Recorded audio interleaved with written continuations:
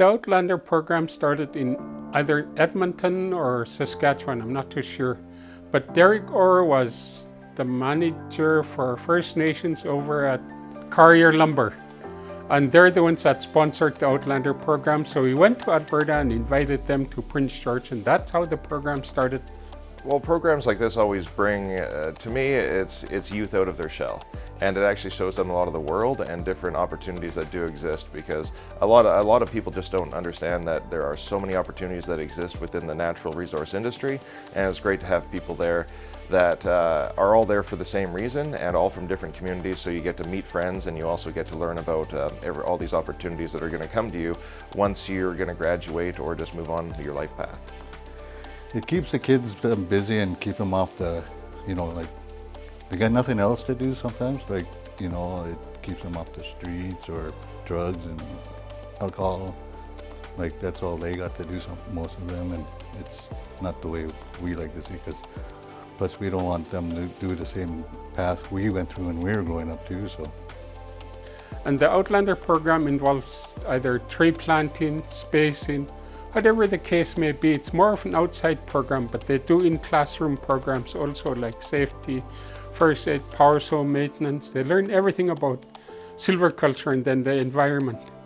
Then if they want to, they can, if they have their 16 and they can get their learners, they get them to do that. And they get paid for 4 or 5 weeks, I forget the length of the program. Well, ground-based experiential training is next to none. You can learn everything from a book, but then once you actually go out there, it actually makes more sense. It also teaches you financial responsibility, as you do make a few dollars during the summer, bank accounts, SIN numbers, things like this, that everybody should learn, which is a big piece of just growing up. It's very important to train our children, to train them up in the way, so that when they grow old, they will never forget. They talk about culture, especially for natives. And we teach them on the job, and that they'll have some goals for themselves.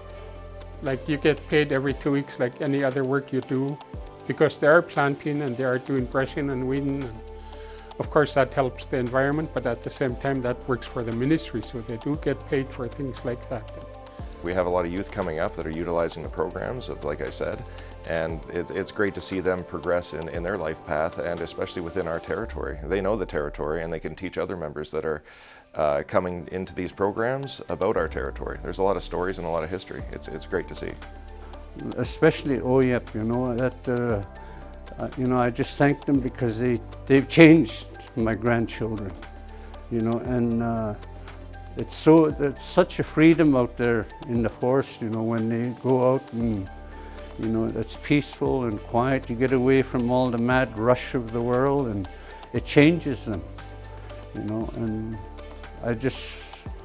my heart is overjoyed, because they're completing, what they've set out to do.